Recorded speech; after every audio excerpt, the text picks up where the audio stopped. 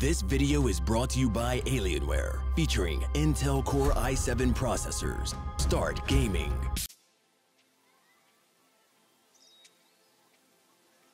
Hallo, ich bin Botha von Mr. Triforce und ich hoffe, euch hat das letzte Video gefallen. Hey, mein Name ist Swapsy, ich spiele zusammen mit Fabi und Botha von Mr. Triforce und heute zeigen wir euch das Matchup LSD gegen FMP. Ich versuche hier gerade Stormkeeper zu juken, versuche den Cast direkt durchzukriegen, bevor der Feral mich opnet. Hab's aber nicht bekommen. Botha kriegt einen guten Bash hier, Line of Sight. Ich cast sofort meinen Stormkeeper, damit mein Damage direkt ready ist, was wir Go machen können. Ne? Hier spamme ich Chain Lightning auf die beiden DDs, einen Lightning Bolt für Maelstrom Generation, um meinen ersten Earthshocks dann ready zu kriegen.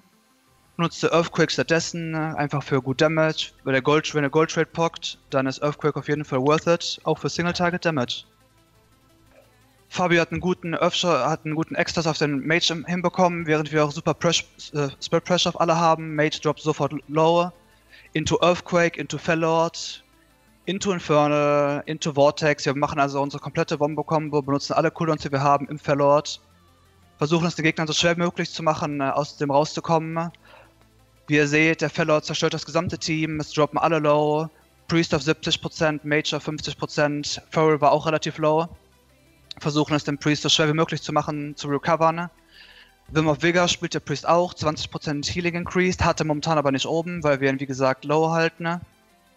Ist gegen Priest extrem nützlich. Die meisten Priest spielen in der Arena mit Wim of Vigor. Wenn man ihn low hält, dann ist es für ihn deutlich schwieriger, sein gesamtes Team zu toppen. Ja, also wir spielen hier, wie gesagt, LSD gegen FMP. Wir wollen im Prinzip das Game in die Länge ziehen. Sie haben Priest Healer, wir haben einen Druid, das heißt im Prinzip gegen Priest will man sie generell umspielen. Gleichzeitig sollte man natürlich versuchen, ab und zu einen Burst hinzubekommen, dass der Priest nicht zu viel Damage machen kann. Weil wenn alle im Priest-Team für eine lange Zeit auf Full HP sind, macht er viel Schaden. Das heißt, wir machen immer gute Ghosts. Wie gesagt, generell wollen wir überleben. Deswegen renne ich jetzt hier weg, weil sie auf uns raufgepusht sind. Wir wollen nicht alles decken, weil es dann zu easy ist für den Feral zu swappen. Er kann ganz leicht alles stunnen und gleichzeitig Damage machen. Deswegen renne ich hier in die Mitte. Werde hier leider Maim into Ringed. Daraufhin rennt Swapsy weg. Er lined den Mage hier und den Priest. Und der Feral bleedet ihn nur und weiß nicht genau, was er machen soll. Das heißt, super Positioning hier. Das ist der einzige Grund, warum wir hier nicht gestorben sind. Der Priest rennt rein, um mich zu fearen. Heißt aber, der Priest ist auch sehr offensiv jetzt drin. Das heißt, wir können auf ihn casten. Wie gesagt, Wim and Vigor runterbekommen. Wie gesagt, Wim and Vigor runterbekommen ist super wichtig in PvE-Fights wie diesen. Dadurch hielt der Priest halt viel weniger und sie können weniger offensiv spielen. Also wie gesagt, Priest-Push rein. Du willst ihn immer CC'n oder auf ihn draufgehen. Das Target, Swapsy in dem Fall hier, rennt natürlich immer weit weg vom Priest. Das ist halt wichtig. Er macht es weiterhin. Einen guten Job dabei. Priest pusht wieder rein und wir rennen wieder weg. Immer dasselbe. Wenn der Healer reinpusht oder alle drei von dem Team, du willst immer wegrennen als Caster Cleave. Gerade als LSD haben wir nicht so viel CC, nur so kurzen CC, Random CC. Das heißt, wir wollen immer wegrennen, viel mit Positioning arbeiten. Hier können wir sie jetzt gerade ganz gut tanken. Wir droppen nicht so low. Deswegen versuchen wir gut Druck zu machen. Der Mage versucht mich zu CC'n. Ich call natürlich im Voice, das ist ganz wichtig, immer zu callen. Okay, der Mage will mich jetzt CC'n mit Ring oder Poly, du willst immer callen.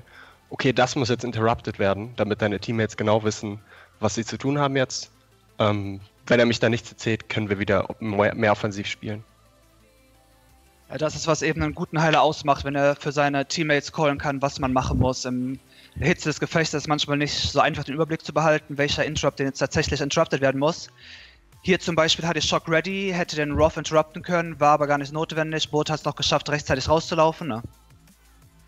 Fabio wird MC, der Shock ist einfach. Ich hätte ihn hier in diesem Fall einfach purgen sollen. Also man kann MC auch mit Purge removen, ne? Statt meinen Shield zu wasten, dann hätte ich den jetzt immer noch ready. Vom Positioning her versuche ich einfach so nervig wie möglich für die Gegner zu stehen, ne? Dass sie es richtig schwer haben, an mich ranzukommen. Ne? Deswegen habe ich mich dann unterhalb der Brücke positioniert, einfach von unten nach oben hochgecastet. Deswegen sind es jetzt auch Fabio. Hier hätte ich den Poly vermeiden können. Gift habe ich auch noch ready, Gift of the Naru. Meine Ray Shield, die ich für Fabio hätte benutzen können. Das war Inkan. Botha hat wie immer 100% scripted seine Inkan für die Feral Inkan benutzt. Ist eine ziemlich gute Strategie für Rested Druid. Du kannst einfach beides 3 Minuten CD einfach immer das gleiche benutzen. Ne? Fabio callt hier seinen Fellord. Wir versuchen, wie wir es auch in vorherigen Goes in dem Game gemacht haben, alle Cooldowns zu stacken, damit wir die maximale Efficiency für unseren Fellord bekommen. Haben hier wieder auch in den vorherigen Goes das ganze Team low bekommen. Versuchen jetzt die Pressure oben zu halten. Ne?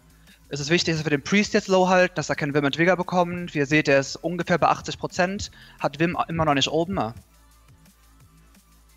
Fabio kitet momentan und jetzt ist einfach nur mein Job, während Bota CC ist, ihn irgendwie am Leben zu erhalten, CC zu stoppen, wenn notwendig und die Situation zu entschärfen. Ja, also für mich ist als Heiler ist immer wichtig, gerade wenn man was trifft wie Feral Mage und du spielst LSD. Also die Gegner, generell wollen die Gegner niemals irgendwie den Shami oder den Warlock interrupten. Das bringt nicht so viel. Meistens, wenn du was castest als Heiler, gegen eine Combo, die 2 Interrupts hast und du spielst LSD, willst du immer versuchen zu faken. Einfach die ganze Zeit faken, weil, wie gesagt, die fokussieren meistens ihre Kicks auf dich. Guck, dass du nicht gelockt wirst. Wenn man gelockt wird, können sie daraufhin CC'n und ist quasi extra CC. Das willst du unbedingt vermeiden. Das heißt, du fakest lieber lange und machst dafür nichts, statt dass du gelockt wirst und dann haben sie ein fettes Go. So kann man am besten überleben. Ja, also immer auf Interrupts achten mit Interrupt-Bar oder was auch immer Add-on du benutzt.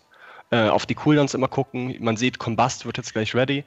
Heißt, sie haben viel Damage. Heißt wiederum, du darfst nicht so offensiv spielen. Pass auf mit Clone.